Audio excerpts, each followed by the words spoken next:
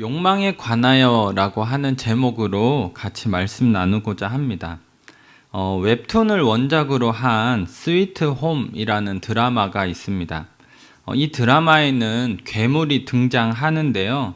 독특한 것은 괴물이 처음부터 괴물이 아니라 사람이 자신 안에 있는 욕망을 제어하지 못하고 그 욕망이 과도하게 되면 사람이 괴물이 된다라고 하는 설정을 가지고 있습니다. 예를 들어서 누군가를 훔쳐보는 욕망이 강한 사람은 커다란 눈을 가진 괴물이 되고, 또 아기에 대한 욕망이 강한 사람은 커다란 태아 모양의 괴물이 되고, 힘에 대한 욕망이 강한 사람은 근육 괴물이 되는 형식입니다. 이 드라마의 설정은 우리에게 욕망에 관한 중요한 통찰을 하나 알려주는데, 자신 안에 있는 욕망을 제어하지 못하는 사람은 마치 괴물처럼 되어버릴 수 있다라고 하는 것입니다. 다시 말하면 절제되지 않는 욕망, 이 과도한 욕망이 사람을 파괴할 수 있다라고 하는 것이죠. 오늘은 사람을 파괴할 수도 있는 이 욕망은 어떻게 생겨나는지, 그리고 이 욕망은 어떻게 해결을 해야 하는지, 신앙인으로서 어떻게 해결하려고 해야 하는지를 함께 나누도록 하겠습니다. 첫 번째는 모방 욕망인데요. 출애굽기 20장 17절을 다시 한 번만 읽도록 하겠습니다. 시작. 내 이웃의 집을 탐내지 말라. 내 이웃의 아내나 그의 남종이나 그의 여종이나 그의 소나 그의 낙이나 물은 내 이웃의 소유를 탐내지 말라. 10계명의 마지막 계명은 내 이웃의 집을 탐내지 말라고 하는 것입니다. 왜 하나님께서는 세상의 좋은 것들을 욕망하지 말라 그렇게 말씀하시지 않으시고, 왜 이웃의 집을 욕망하지 말아라, 탐내지 말아라 그렇게 얘기를 하는 것일까요? 이 부분에 있어서 제가 생각하는 가장 탁월한 해석은 프랑스의 철학자 이 르네 지라르라고 하는 사람이 한 해석입니다. 길진 않은데 제가 한번 읽어드리고 설명을 드리도록 하겠습니다. 10계명의 10번째 계명의 탐내다로 번역된 히브리어는 욕망하다라는 뜻이다. 그러므로 이 10번째 계명은 모든 사람들의 욕망, 간단히 말해 욕망을 문제 삼는 것이 틀림없다. 이것은 욕망 이해에 있어서 가히 혁명적이라고 할 수 있는데, 왜냐하면 욕망은 객관적인 것이거나 주관적인 것이 아니라 다른 사람, 즉 타인에 근거하고 있기 때문이다. 이것이 바로 내가 모방 욕망이라 부르는 것이다 라고 했습니다. 이 르네 지라르의 10계명 해석의 핵심은 사람은 다른 사람을 모방함으로써 욕망하게 된다라고 하는 것인데요. 말은 좀 어려울 수 있지만 제가 쉽게 한번 설명을 해보겠습니다. 어떤 사람이 차를 가지고 싶다라고 할 때 그 차를 욕망하는 과정을 살펴보게 되면 차를 이렇게 직접적으로 욕망하는 것이 아닙니다. 그러면 어떻게 욕망을 하게 되냐면, 차를 타고 있는 누군가를 보고 나도 저렇게 되고 싶다라고 모방을 하고 나서, 그리고 나서 차를 욕망하게 된다라고 하는 것입니다. 아주 간단한 이야기입니다. 한 가지 예를 더 들어보도록 하겠습니다. 우리는 어떤 유명한 연예인이 입고 나온 코트나 가방 이런 것들이 완판되었다라고 하는 이야기를 자주 듣습니다. 왜 사람들이 갑자기 관심도 없었던 그 코트와 가방들을 갑자기 욕망하게 되는 것일까요? 왜 갑자기 수많은 사람들이 연예인 한 명이 입었다고 해서 갑자기 왜 그렇게 많은 사람들이 그 코트를 욕망하게 되는 일들이 일어나는 것일까요? 왜냐하면 특정한 코트나 가방에 대한 사람들의 욕망이 어떻게 생겨나냐면 그 연예인을 모방함으로써 그 욕망이 생겨나기 때문입니다. 이렇게 사람은 누군가를 모방함으로써 욕망하는 존재이기 때문에 10계명의 제 10번째 계명은 어떤 물건을 욕망하지 말라 이렇게 이야기하는 것이 아니라 내 이웃의 집, 다른 사람을 욕망하지 말아라. 그 욕망 자체를 문제 삼고 있다라는 것입니다. 그런데 10계명은 왜 다른 사람에 대한 이 욕망 자체를 문제 삼는 것일까요? 이것은 10계명의 6계명부터 9계명까지 읽으면 왜 그러는지 알 수가 있습니다. 저희 출애굽기 20장 13절부터 16절 제 6계명부터 9계명까지를 함께 읽도록 하겠습니다. 시작. 살인하지 말라, 간음하지 말라, 도둑질하지 말라, 내 이웃에 대하여 거짓 증거하지 말라. 살인과 간음이 난무하고 도둑질과 거짓말이 넘쳐나는 세상에서 사람이 살 수가 없다라고 하는 것을 다들 아실 겁니다. 뭐 큰 증명이 필요하지 않죠. 당연히 살인이 막 넘쳐나는 사회에서 살 수 없고, 또 간음하는 사회에서도 살 수 없고, 도둑질하는 사회에서도 살 수 없고, 거짓말하는 사회에서도 살 수가 없는 것입니다. 마찬가지로 결론부터 이야기하면 제10계명 역시도 누군가를 모방함으로써 욕망하는 것이 과도하게 되면 사람이 살 수 없는 사회로 점점 변해가기 때문입니다. 여기에는 두 가지 이유를 꼽을 수가 있습니다. 첫 번째는 사람들이 잘못된 것을 모방하고 욕망할 수 있다라고 하는 것입니다. 그리고 두 번째는 과도한 경쟁과 폭력성이 나타날 수 있다라고 하는 것인데, 왜냐하면 대부분의 사회에서 좋은 것은 아주 소수만이 가질 수 있기 때문에, 그래서 많은 사람들이 적은 좋은 것을 가지려고 할 때 경쟁이 생기고 그 과정에서 과도해지면 폭력성이 발생할 수 있다라고 하는 것입니다. 이 두 가지 이유가 성경에서 어떻게 나타나는지를 제가 한번 나눠드리도록 하겠습니다. 첫 번째 이유, 사람들이 잘못된 것을 모방하고 욕망할 수 있다라는 것이 사사기 8장 27절에 보면 잘 나옵니다. 한번 함께 읽도록 하겠습니다. 시작. 기드온이 그 금으로 에봇 하나를 만들어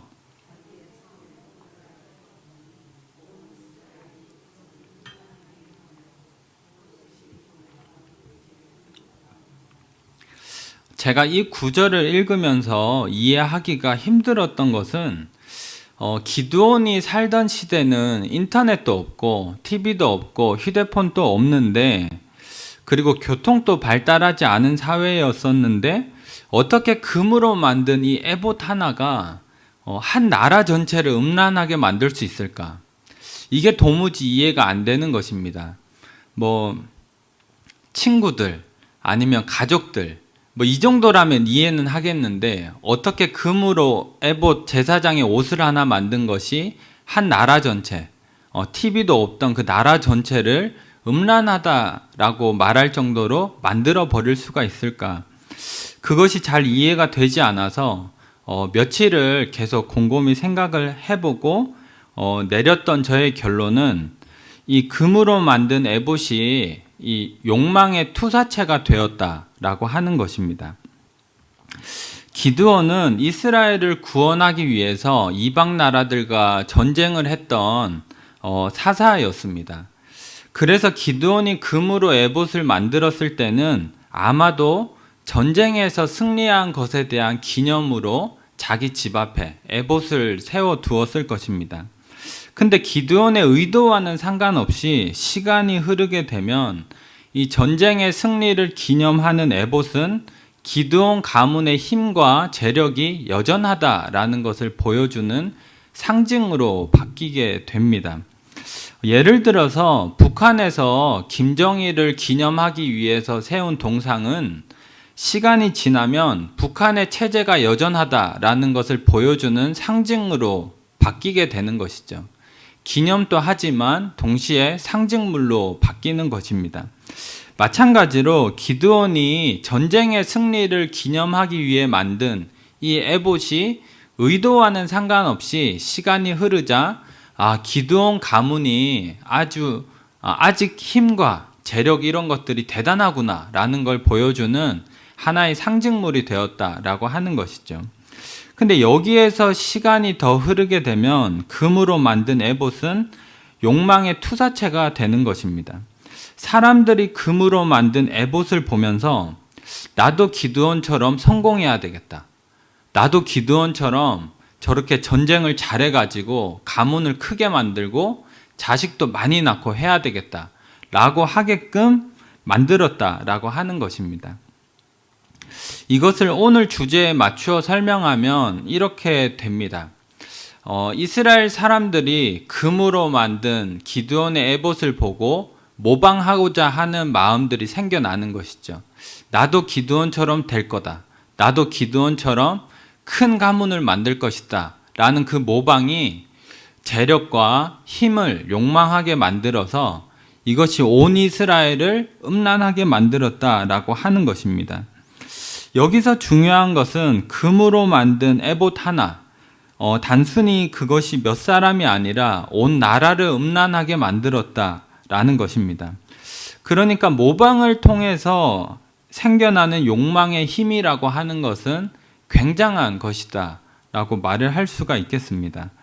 지금 다 설명을 할 수는 없지만 사사기를 이제 읽어보시면 기드온 이후에 나오는 사사들은 기드온처럼 가문에 집착하는 모습을 보여주고 기드온처럼 많은 자식을 낳는 모습을 보여줍니다.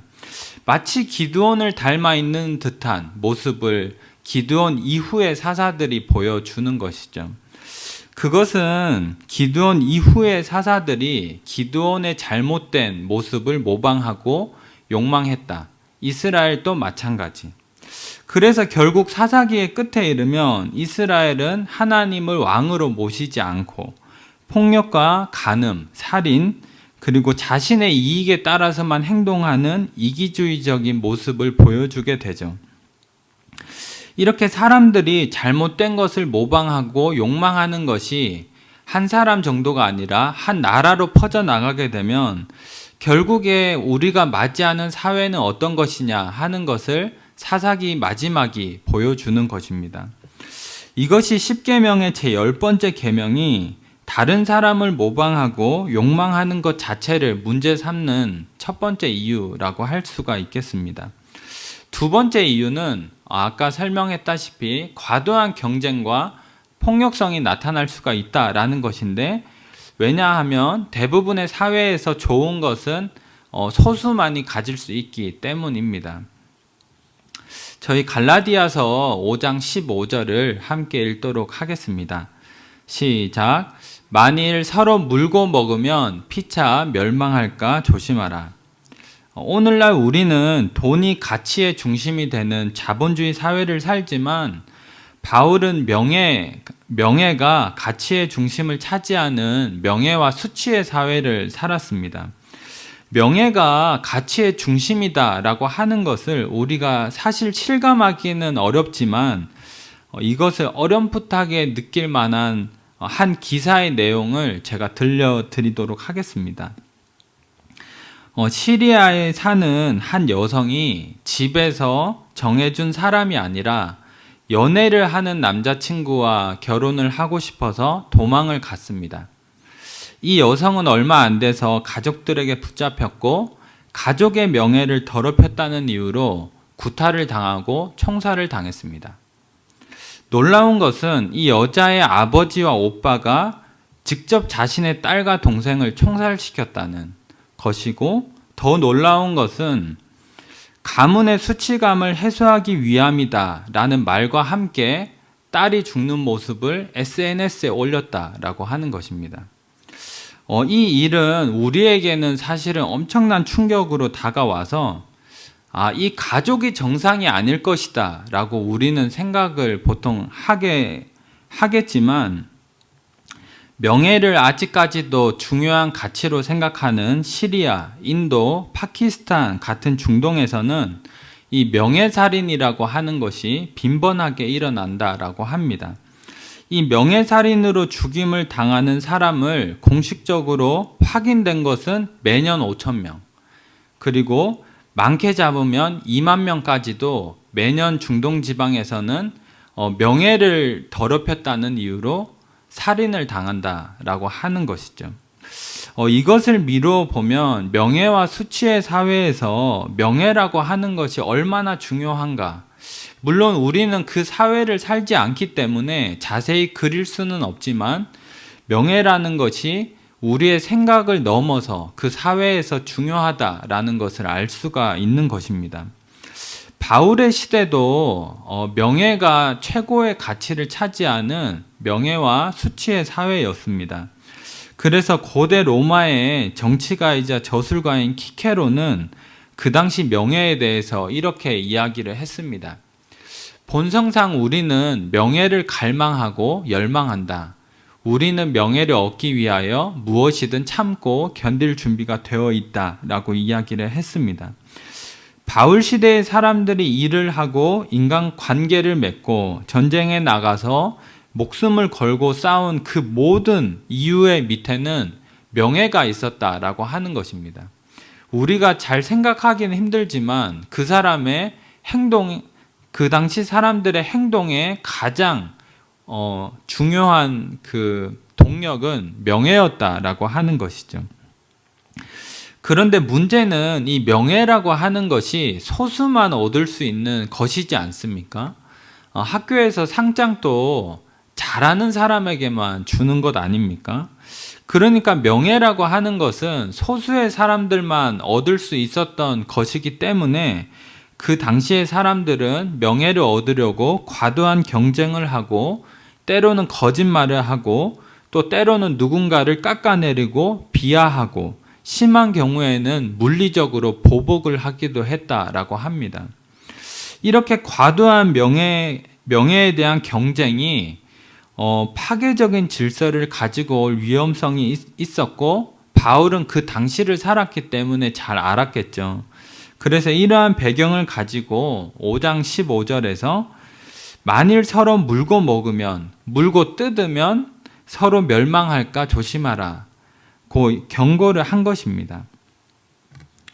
혹시 헷갈리실까봐 제가 한 가지를 덧붙이자면 바울이 갈라디아 교회 사람들이 명예를 갈망해서 그렇게 경고했다라고 하는 것이 아니라 바울의 경고 자체에 그리스 로마 사회의 문화적인 배경이 포함되어 있다라고 하는 것입니다. 이것을 오늘 주제에 맞추어서 표현해 보면 이렇게 표현할 수 있습니다.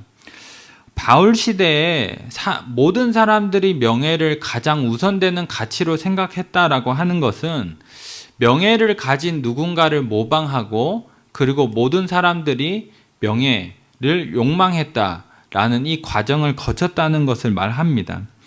그렇지만 명예는 소수에게만 주어지기 때문에 서로 과도하게 경쟁하고 때로는 폭력이 일어나는 일들도 있었기 때문에 바울은 서로 물고 뜯으면 서로가 같이 멸망하는 그런 일들이 우리 사회에 생길 수 있다라고 하는 것을 잘 알았다라고 하는 것이죠. 그래서 이것이 10계명의 10번째 계명, 다른 사람을 욕망하는 것, 그것을 문제 삼는 두 번째 이유라고 할 수 있겠습니다. 이러한 모방 욕망의 메커니즘은 오늘날 우리들에게도 그대로 적용이 됩니다. 우리가 사는 현대사회는 기본적으로 미디어와 인터넷의 연결을 통해서 다른 사람에 대한 모방 욕구가 극대화된 사회라고 할 수가 있습니다. 왜냐하면 TV를 틀면 연예인들이 막 좋은 옷들도 입고 나오고 꼭 연예인들이 아니더라도 온갖 좋은 것들을 TV와 인터넷을 통해서 다 볼 수 있기 때문에 끊임없이 모방에 대한 욕구가 자극이 되는 사회, 그것이 우리가 사는 현대사회라고 하는 것입니다. 아까도 말했다시피 사람은 다른 사람을 모방함으로써 욕망하는 존재이기 때문에 모방할 기회가 커지게 되면 욕망도 같이 커지게 되는 것이죠.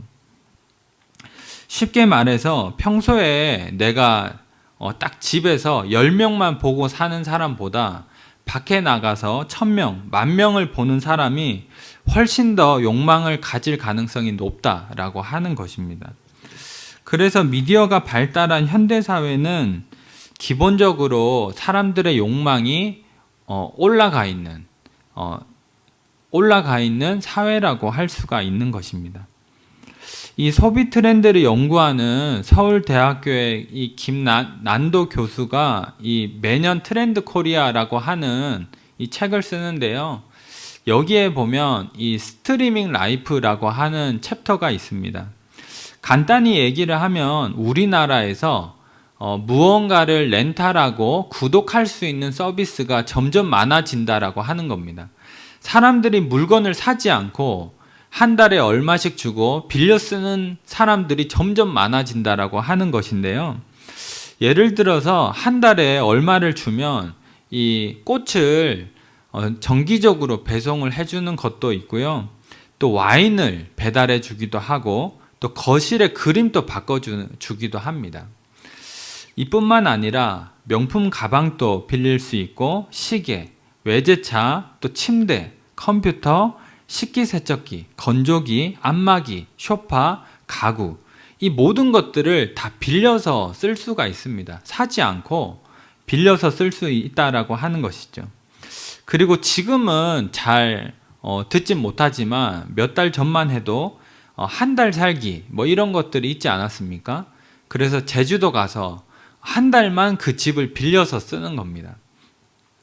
그러니까 이런 식으로 점점 사람들이 물건을 사지 않고 빌려서 많이 쓰는 현상들이 우리 한국에 있다라고 하는 것을 이 김난도 교수가 이 소비 트렌드를 연구하면서 이제 얘기를 한 것이죠. 근데 그것을 어떻게 분석을 하냐면 왜 사람들이 물건을 많이 빌려서 쓸까 사지 않고 그것을 어떻게 분석하냐면 이렇게 분석을 합니다. 바이러스가 창궐하고 경기가 나빠져도 인간의 욕망이 좀처럼 줄어들지 않는다는 겁니다. 갖고 싶다는 욕망은 큰데 왜냐하면 미디어를 통해서 자극을 너무 많이 받으니까 갖고 싶다는 욕망은 큰데 모두 다 가질 수 없기 때문에 빌려서 쓰는 구독 서비스가 현실적인 타협점이 되고 있다라고 하는 것입니다. 내가 가진 돈은 제한이 돼 있는데 내가 갖고 싶은 욕망은 크니까 물건을 사지 않고 빌려서 다 한번 누려보자 라고 하는 그 욕망이 이러한 소비 트렌드에 나타난다라고 하는 것이죠. 왜 바이러스가 정말 이렇게까지나 창궐하고 막 경기가 나빠지는데도 사람들의 욕망은 줄어들지가 않는 것일까요? 계속 이야기를 하지만 우리가 사는 현대 사회에서는 인터넷과 미디어가 연결된 사회이기 때문에 모방과 욕망이 기본적으로 자극을 너무 많이 받기 때문입니다.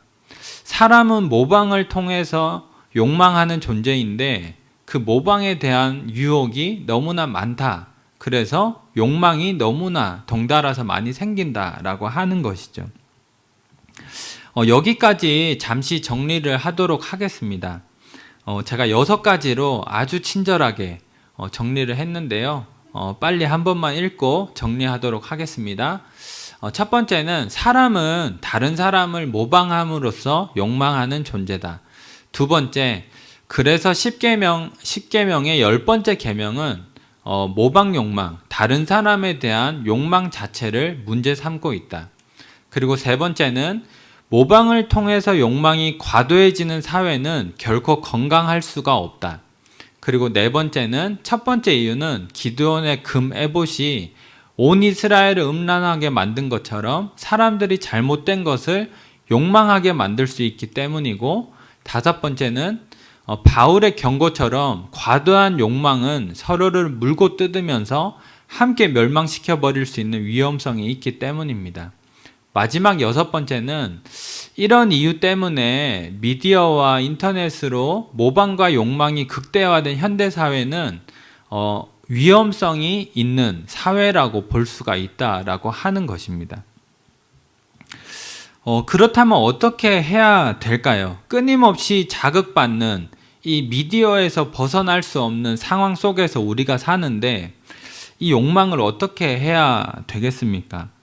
그래서 두 번째로 나눌 것은 과도한 욕망을 해결하는 잘못된 방법 두 가지를 소개해드리고 마지막 세 번째로 성경은 무엇이라고 답을 주는가를 살펴보도록 하겠습니다.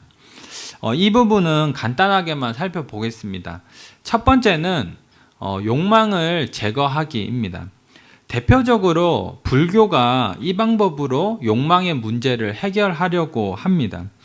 그래서 속세를 떠나서 산에 가서 살고 무건수행을 하고 삼천배를 하면서 이 세상의 모든 욕망을 비우자라고 하는 것이죠. 심지어 출가라고 하지 않습니까? 가족과의 연을 끊어가면서까지 내 안에 있는 모든 욕망을 없애겠다라고 하는 것입니다.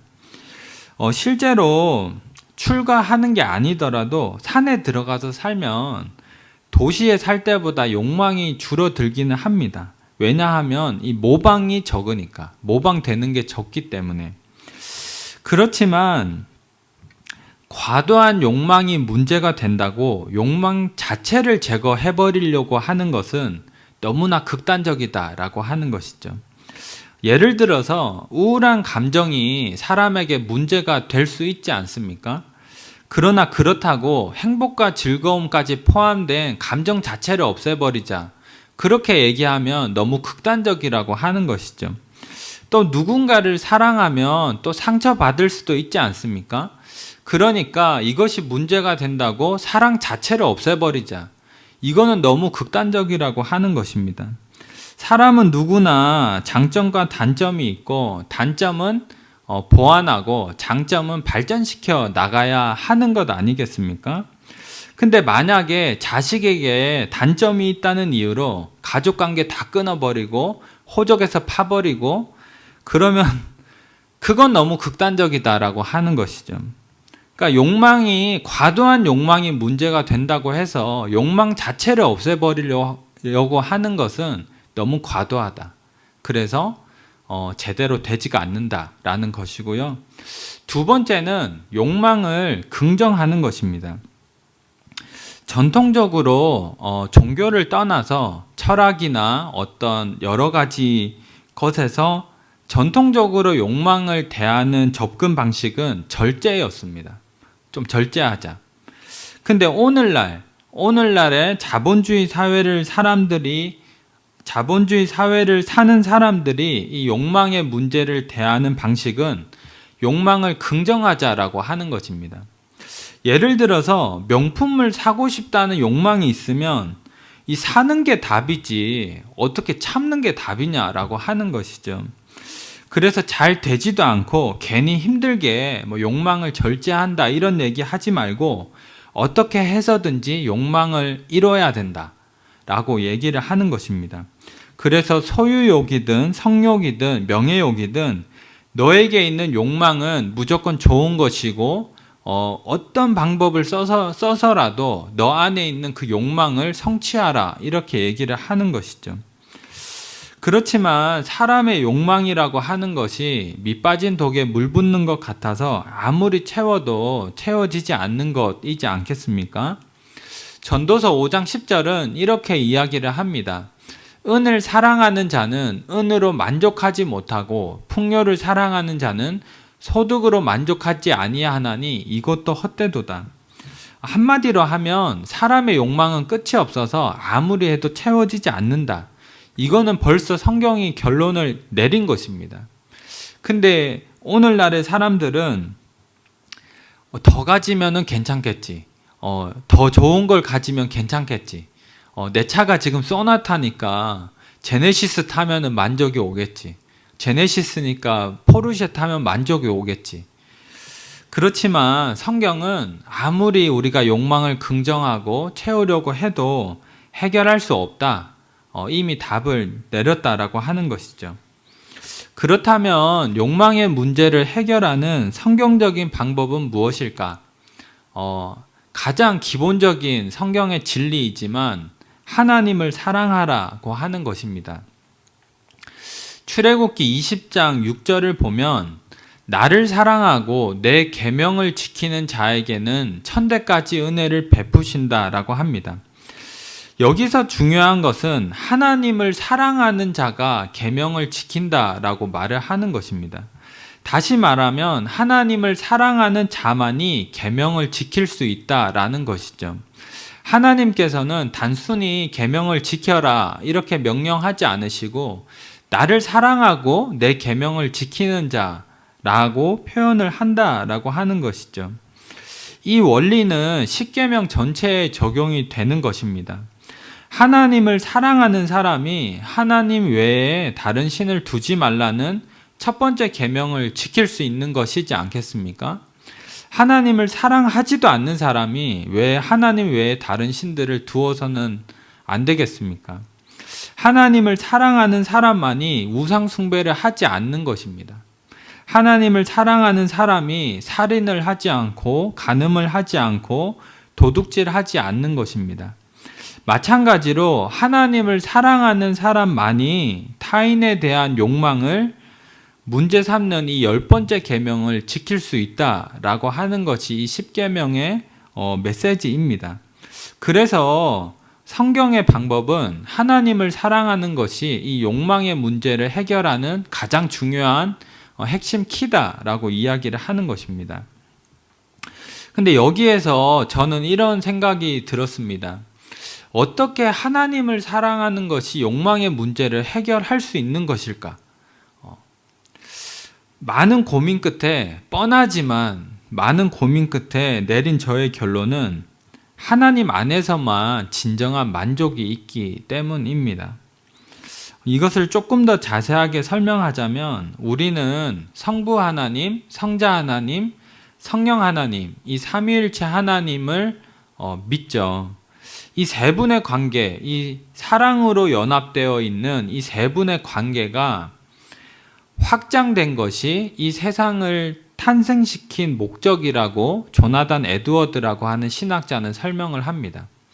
하나님 안에 있는 이 사랑의 연합이 너무나 좋은 것이어서 이것을 조금 더 확장시켜서 나눠야 되겠다라는 그 마음이 하나님이 이 세상을 만들게끔 한 목적과 이유라고 조나단 에드워드라는 이 청교도 신학자가 설명을 합니다. 이것이 창조의 디자인이라고 한다면 사람은 하나님과 함께 있을 때, 사랑으로 연합되어 있을 때만 진정한 만족이 있겠구나라고 생각을 할 수가 있는 것이죠. 그렇기 때문에 하나님이 아니라 다른 것에서 만족하려는 사람은 만족을 할 수가 없다라고 하는 것입니다. 간단한 이야기입니다. 사랑하는 아내로 충분한 남자가 왜 다른 여자에게서 만족을 얻으려고 하겠습니까? 유명한 호텔에서 아주 비싸고 맛있는 음식으로 건강하고 너무나 맛있게 먹었는데 그날 저녁에 와서 왜 라면을 끓여 먹어야 하겠습니까?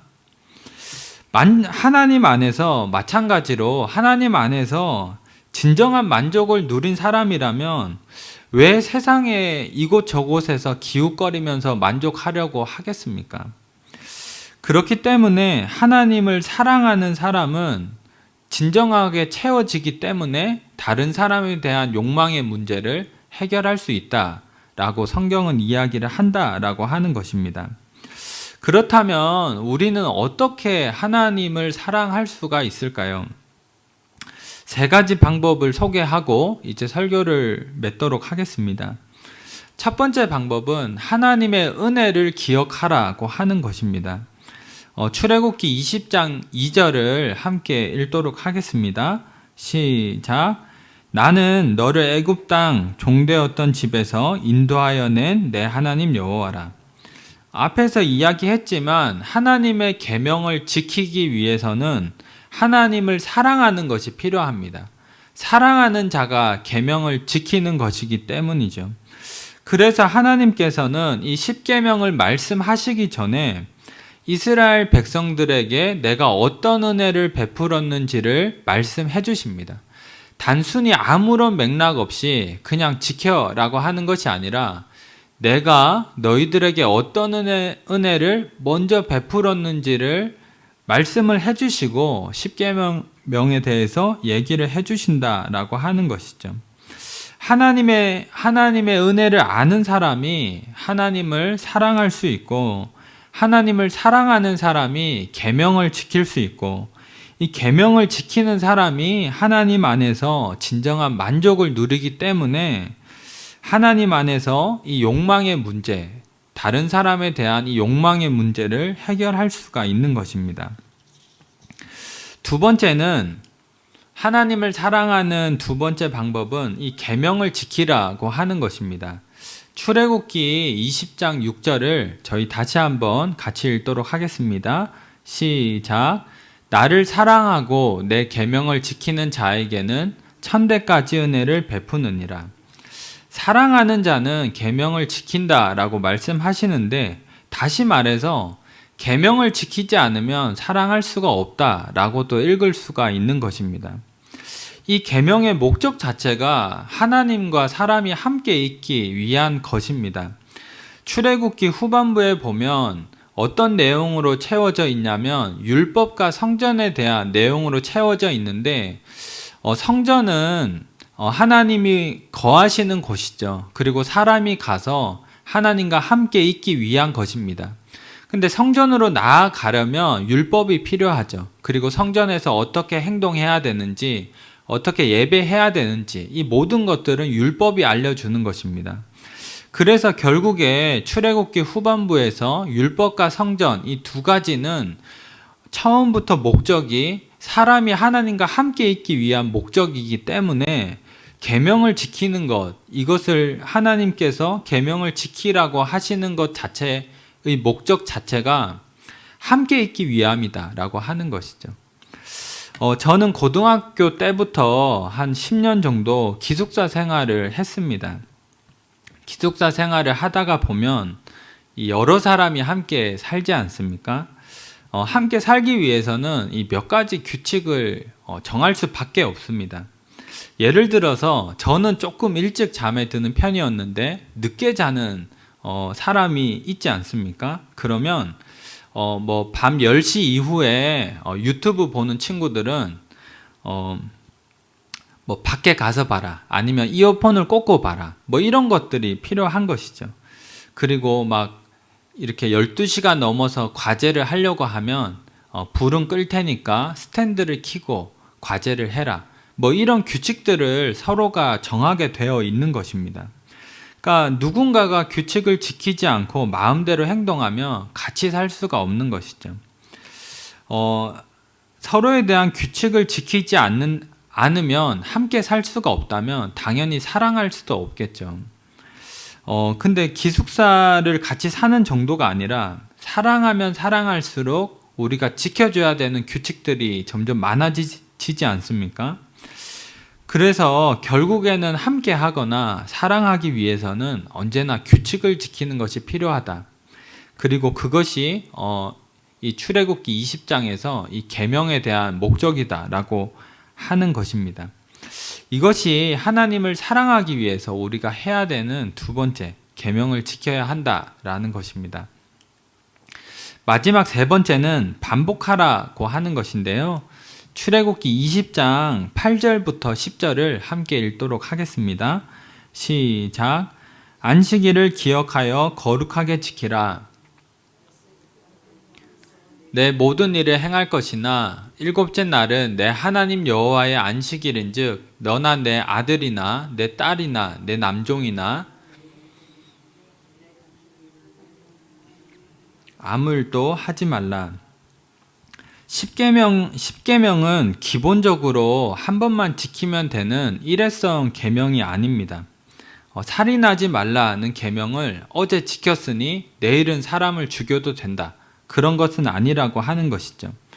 계명이 일회성이 아니라 반복적으로 지켜져야 하는 것이고, 그 중에서도 이 안식일에 대한 계명이 가장 대표적인 계명이죠. 그래서 이 계명만 한번 살펴보도록 하겠습니다. 어떤 면에서 하나님은 안식일을 반복적으로 지키는 것에 대해서 그래 주었으면 좋겠다라고 얘기하지 않고 그래야만 한다라고 말씀을 하시죠. 특히나 하나님께서 강조하시는 것은 일을 하지 말라고 하는 것입니다. 안식일에 강조하는 것은 일을 하지 말아라.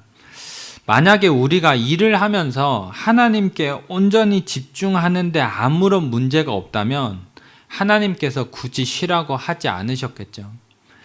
그렇지만 일을 하면서 동시에 하나님께 온전히 집중하는 것은 어려운 일이기 때문에 하나님께서 이날은 일을 하지 마 이렇게 얘기를 하신 것이죠. 그렇다고 하나님께서 막 완전히 일을 다 때려치고 산에 가서 나만 생각해 또 그런 것은 아닙니다. 이 9절과 10절을 보면 이 6일은 열심히 일하고 7일째 되는 이 하루는 쉬어야 된다라고 얘기를 하는 것이죠. 이것을 보면서 저는 이런 생각을 했습니다. 6일 동안 열심히 일을 해야 된다라고 말을 하는 것은 하나님께서 우리의 필요를 아시고 이 기간 동안에 일을 하면서 하나님께 집중하는 것이 어렵다라고 하는 것을 이해하신다라고 저는 묵상을 했습니다. 생각하지 않아도 괜찮다라고 하는 것이 아니라 일을 하면서 하나님께 온전히 집중하지 못하는 일이 생겨도 하나님은 그걸 이해하시는구나. 6일간은 열심히 일을 하고 하루 동안 집중을 해달라고 했으니까. 그런데 이것이 7째 날까지 되는 날까지 이어지게 되면 하나님은 그건 좀 아닌 것 같다라고 얘기를 한다는 것이죠. 7째 되는 날까지도 하나님을 기억하지 않게 된다면 그때는 우리 관계가 무너져 버릴 수도 있어 라고 얘기를 하는 것입니다. 조금 더 일반적으로 얘기를 하자면 우리의 살아가는 삶의 패턴에서 하나님의 자리가 없으면 관계는 무너지게 된다라고 하는 것입니다. 그래서 우리가 하나님과의 관계를 유지하고자 한다면 우리의 삶의 패턴 속에서 하나님의 자리가 있어야 하는 것입니다. 내 하루 중에서 5분이나 10분이라도 하나님의 자리가 있어야 되고 일주일 중에서는 이 하루는 하나님의 자리가 있어야 하나님께서 보실 때에 너와 나의 관계에는 아무런 이 관계가 유지가 될 수 있다라고 말씀하신다라고 하는 것이죠. 이것이 이 계명이라고 하는 것이 일회성이 아니라 반복적이다라고 하는 것이 알려주는 겁니다. 이제 결론을 맺도록 하겠습니다. 사람 안에 있는 욕망은 어떤 의미에서 암세포 같다라고 말을 할 수가 있겠습니다. 모든 사람 안에는 암세포가 있습니다. 그리고 평소에는 그것이 아무런 문제가 되지가 않죠. 그렇지만 그것이 어떤 조건에 의해서 이 암세포가 폭발적으로 세포 분열을 하게 된다면 그것이 암이 되고 사람을 죽이게 되는 것입니다. 마찬가지로 모든 사람들에게 욕망이 있습니다. 없다라고 말을 할 수가 없죠. 그리고 평소에는 그 욕망을 가지고 살아도 아무런 문제가 없어 보입니다. 그렇지만 어떤 계기를 통해서 그 욕망이 암세포처럼 자극을 받고 끊임없이 자라나게 된다면 그것은 큰 문제가 되더라고 하는 것이죠. 서론에서 소개한 이 스위트 홈이라는 드라마에서 욕망을 절제하지 못하는 사람들이 괴물이 되어 버리는 것처럼 욕망을 절제하지 못하고 이 과도한 욕망에 휘둘려 사는 사람들은 마치 괴물처럼 끔찍한 사람이 된다라고 하는 것입니다. 그리고 더 나아가서 이런 사람들이 점점 더 많아진다라고 하면 그것은 결코 건강한 사회를 유지해 나가는 방향이 아니다라고 하는 것이죠. 그래서 욕망의 문제를 우리가 어떻게 해결할 것인가 하는 것이 개인뿐만 아니라 우리의 사회에 있어서 아주 중요한 문제인데 어떤 사람들은 욕망 자체를 없애버리자 이렇게 얘기를 하기도 하고 또 오늘날의 많은 사람들은 욕망을 긍정하고 성취하자고 이야기를 하지만 우리가 믿는 신앙 안에서 성경은 하나님 안에 진정한 만족이 있으니까 하나님 안에서 우리가 진정한 만족을 얻자. 그러면 이 욕망의 문제가 해결이 된다라고 하는 것입니다. 이것을 저는 음식 먹는 것에 비유를 할 수가 있다라고 생각을 하는데요.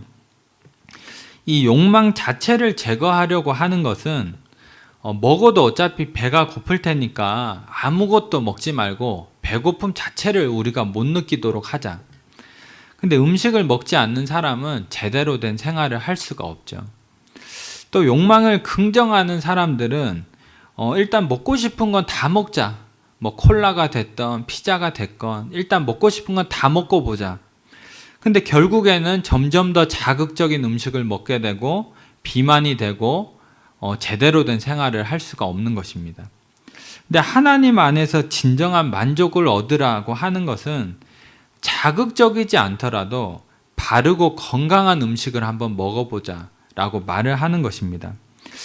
처음에 자극적인 음식에 길들여진 사람은 바르고 건강한 음식을 먹으면 이건 너무 심심한데? 이런 생각이 듭니다. 맛이 없는데?